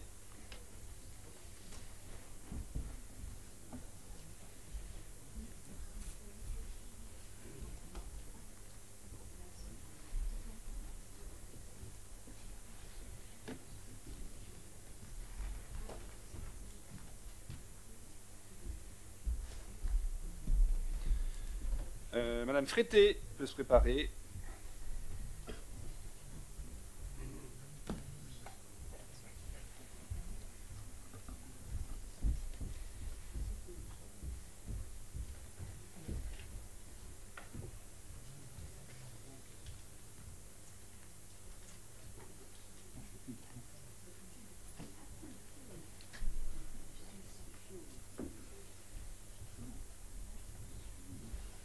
Madame Gentil peut se préparer.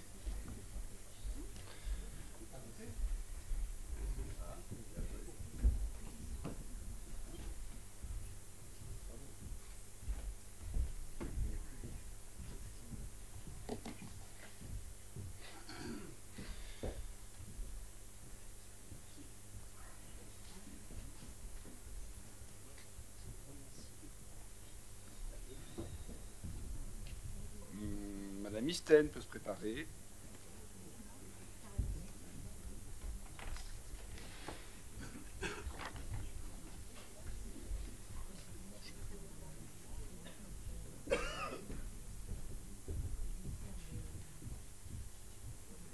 Monsieur Herty peut se préparer.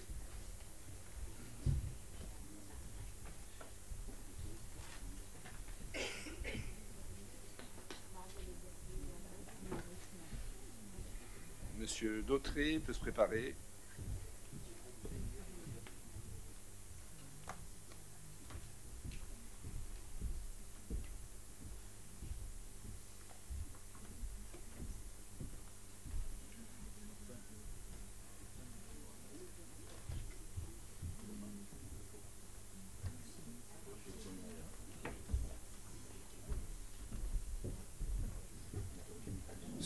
Monsieur Derbali peut se préparer.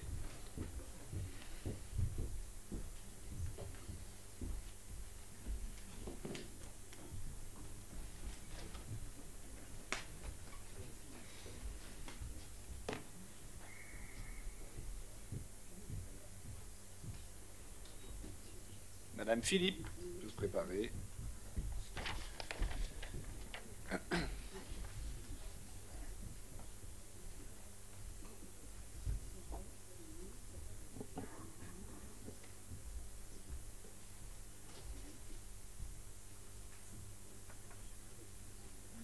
Et enfin, Monsieur Rossion peut se préparer. Allez.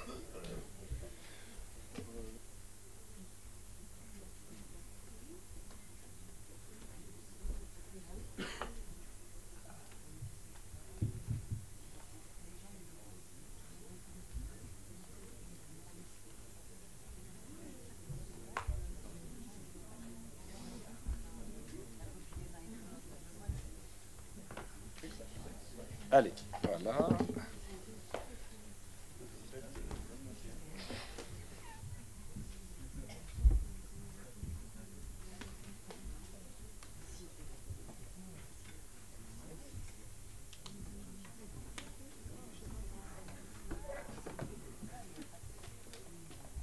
Allez, je propose Radko comme titre de la séance qui va venir pour le dépouillement. Et puis qui veut venir Madame Gentil, venez Madame Gentil, je vous en prie. Allez, et sous l'œil avisé d'Annick Abjean, notre directrice juridique.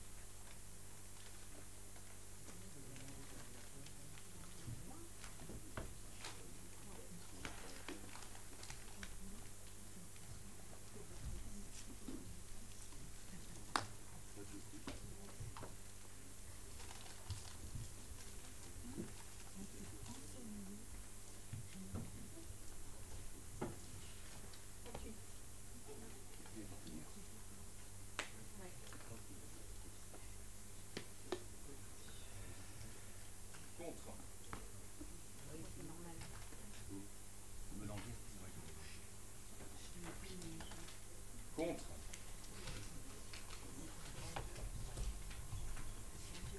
Pour. Je les montre. On vous les montre. Oui. Oui. Pour.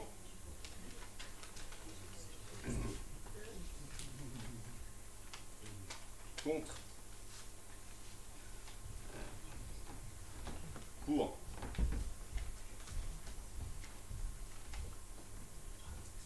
Pour.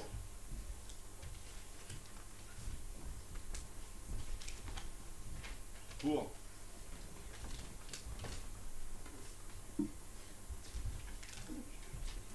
Pour.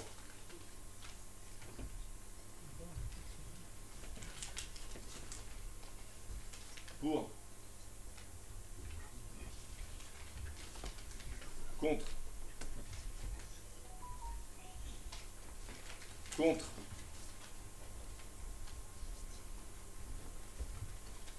Contre. Pour.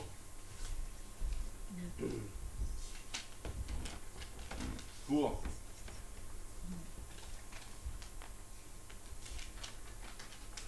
Pour.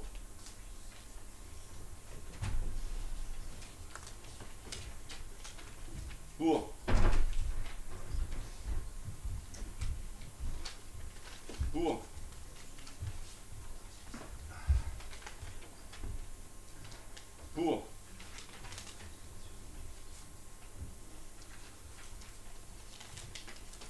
Pour.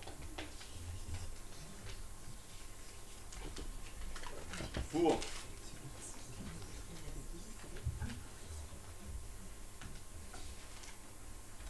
Contre. Pour. Pour. Pour.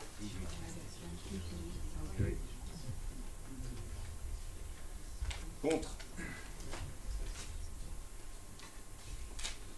Pour.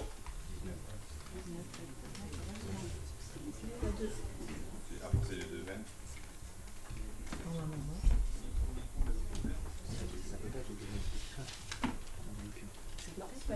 C'est pas les deux mêmes. Un pour blanc. Nul. C'est nul.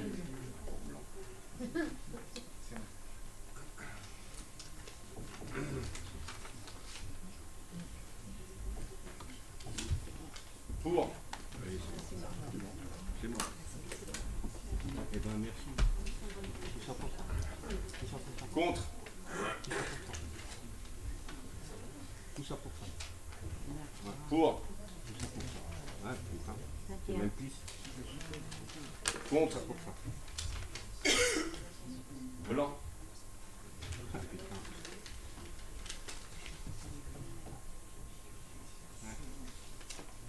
Contre. Contre. Ouais, c'est fini. Blanc.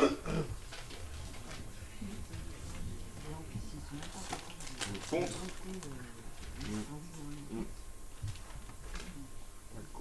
Et contre.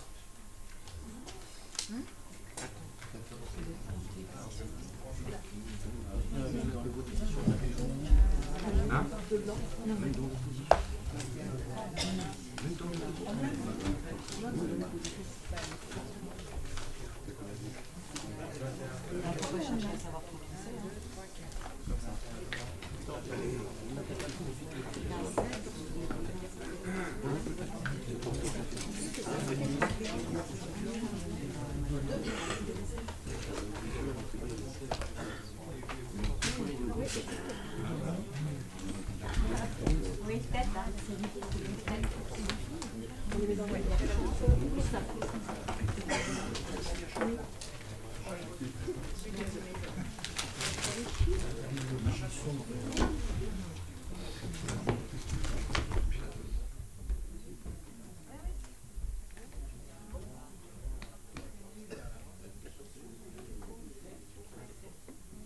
Allez.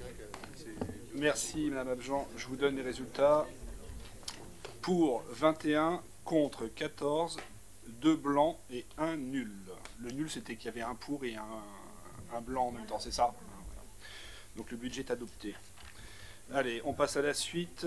On passe au budget lotissement, Lydie. Oui, tout à fait. On est sur la reprise anticipée des résultats 2024 sur le budget lotissement. Donc cette année, il est proposé au conseil municipal de voter le budget primitif 2025 avec la reprise anticipée, s'il vous plaît, des résultats 2024 calculés sur la base du compte financier unique provisoire. Les résultats prévisionnels pour l'exercice 2024 sont les suivants. En section de fonctionnement, le résultat de l'année s'élève à moins 515 552 €, auxquels s'ajoutent les résultats antérieurs reportés, portant ainsi le résultat de clôture 2024 de la section de fonctionnement à moins 0,10 €. En section d'investissement, le résultat de l'année s'élève à 495 549 €, auxquels s'ajoutent les résultats antérieurs reportés, portant ainsi le résultat de clôture de l'année 2024 de la section d'investissement à 0,10 €. Il convient de reporter le déficit de clôture de fonctionnement soit 10 centimes en dépenses de fonctionnement, chapitre 002, et l'excédent de clôture d'investissement soit 10 centimes en recettes d'investissement, chapitre 001.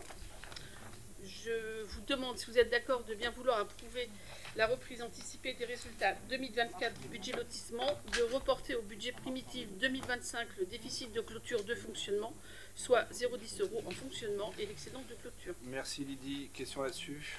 Passer au vote. Ah pardon, M. Gambito, allez-y.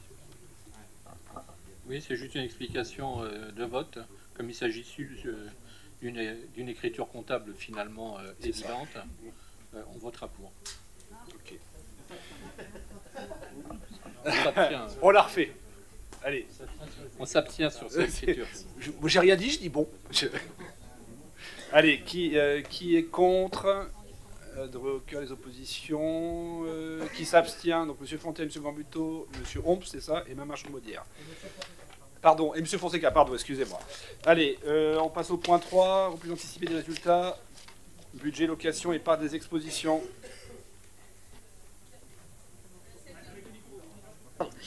Cette année, il est proposé au Conseil municipal de voter le budget primitif 2025 avec la reprise anticipée des résultats 2024, calculés sur la base du compte financier unique provisoire. Les résultats prévisionnaires pour l'exercice 2024 sont les suivants.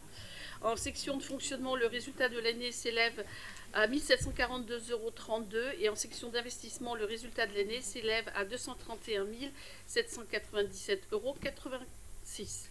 Par conséquent, il convient de reporter au BP 2025 l'excédent de clôture de fonctionnement, soit 1 742,32 € en recettes de fonctionnement, et de l'excédent de clôture de l'investissement, soit 231 797,86 €. Je vous demande votre accord. Merci Lydie. D'approuver ces résultats. Monsieur Fontaine, je vous en prie.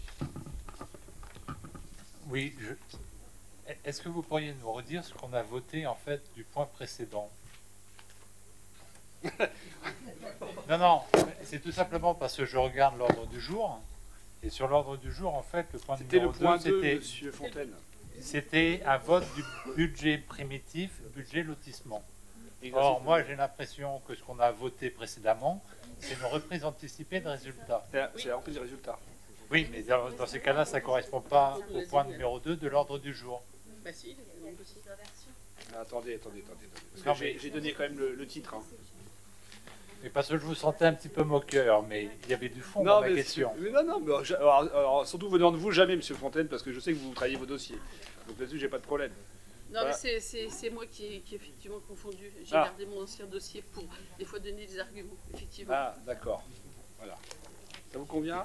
On peut passer au vote sur le suivant, sur le point 3. Donc c'est bien les reprises, le point 3. Parce que là, je vous ai répondu sur le point 2, donc on est sur le point 3. Lydie a lu. Non, les reprises anticipées de résultats 2024.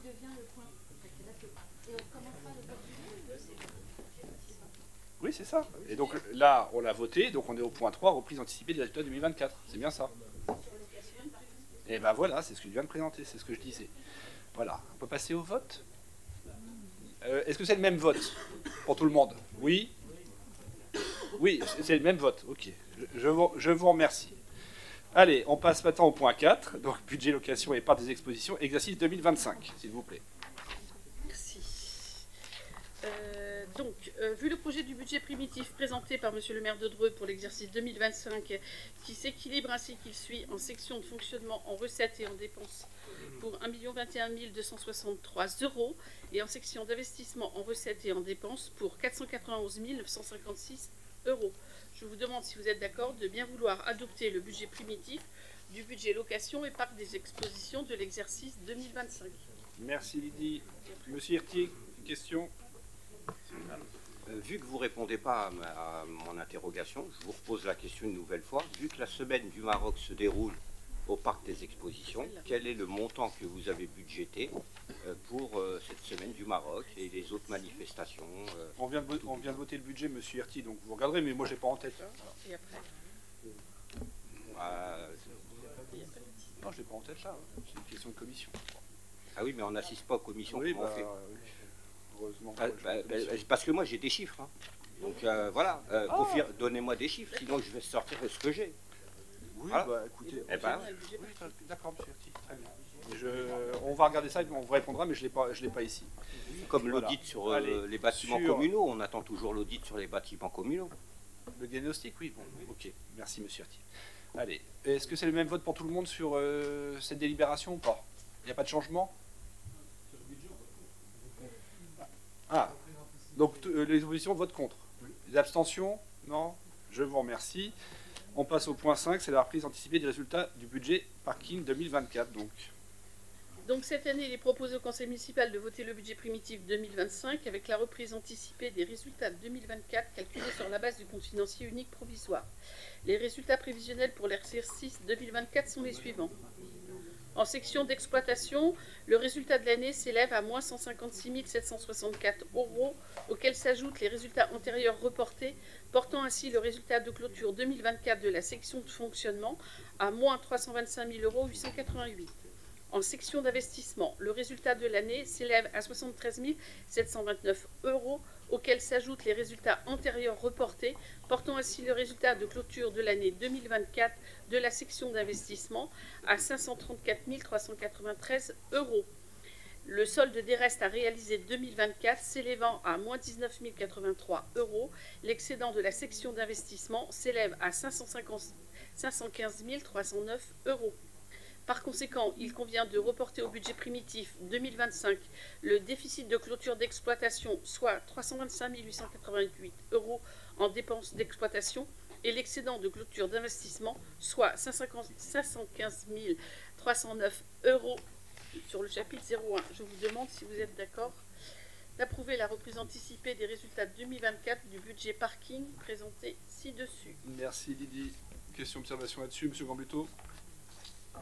Du coup, je vais reposer la même question que M. Fontaine, puisque du coup, ma reprise anticipée, ça va être la troisième que je vais voter. Et on n'en a que deux qui sont présentés. Donc, où on a raté quelque chose, on s'est trompé. C'est le point 5, là, on est bien d'accord. Oui, mais là, ce qu'on a voté, donc je reposerai bien la même question. C'est les reprises. Pouvez-vous nous dire ce qu'on a voté? Puisque sur les reprises anticipées, on aurait voté déjà le point 3 et le point 5. Mais après, et donc, à vous nous le représenter. On énonce bien à chaque fois le titre de la délibération, donc normalement vous devez pouvoir suivre. Oui, mais tout à l'heure, il y a eu une inversion par Madame Guérin, qu'on comprend bien, mais du coup, en reprise anticipée... Alors, ce que vous voulez dire, sur les reprises, vous abstenez, et sur le budget, vous êtes contre. C'est ça que vous voulez dire? Non, ce que je veux dire, c'est que ça fait la troisième fois qu'on parle de reprise anticipée, qu'on va revoter, alors qu'il n'y en a que deux items sur des reprises anticipées, qui sont la 3 et la 5. Donc, c'est dans l'ordre du jour, monsieur Gambuteau, je ne comprends pas bien votre... Si vous pouvez juste... Donc le 2, c'était budget primitif, budget lotissement. Ok, vous êtes d'accord? D'accord. Sur le 3, c'était reprise anticipée des résultats, budget location et part des expositions. Ça, c'est bon. Et on avait commencé par ça à la place du 2. C'est pour ça qu'il y a une petite confusion. Pas pour moi. Moi, je l'avais dans le bon ordre. Mais bon, ok, dont acte. Et le 4, budget primitif, budget location et part des expositions. Et là, on est sur le point 5. À moins qu'on m'ait fait un dossier différent du vôtre. Vous vérifierez sur l'enregistrement, mais en tout cas, que vous ayez enregistré le fait qu'on s'est abstenu sur les deux. Oui, j'ai parfaitement compris. Alors que là, ça va faire la troisième fois que vous allez nous demander et qu'on va s'abstenir sur un budget anticipé. Donc c'est pour ça que j'ai peur qu'il y ait un malentendu. Je réitère. Reprise anticipée des résultats 2024. Là-dessus, est-ce qu'il y a donc... Qui est contre? Voilà. Ok. Qui s'abstient? Monsieur Fontaine, monsieur Gambuteau. Alors, je n'ai pas compris. Monsieur Hompes, c'est Florence. Contre. D'accord, c'est bon. Merci beaucoup. Allez. Donc là, point 6. Je recommence. Budget primitif, budget parking, exercice 2025. Voilà. Donc, vu le projet du budget primitif présenté par monsieur le maire de Dreux pour l'exercice 2025 qui s'équilibre ainsi qu'il suit en section d'exploitation, en recettes et en dépenses pour 943 870 € et en section d'investissement en recettes et en dépenses pour 872 66 €. Vu l'avis de la commission modernisation et restructuration des services, finances, ressources humaines, administration générale et commandes publiques, je vous demande si vous êtes d'accord de bien vouloir adopter le budget primitif du budget parking de l'exercice 2025. Voilà. Bon. Allez, votre question. Qui est contre? Donc les oppositions. Voilà, qui s'abstient? Je vous remercie. Et enfin, il nous reste le point 7, si on est raccord sur les numéros, sur les décisions. Y a-t-il des questions?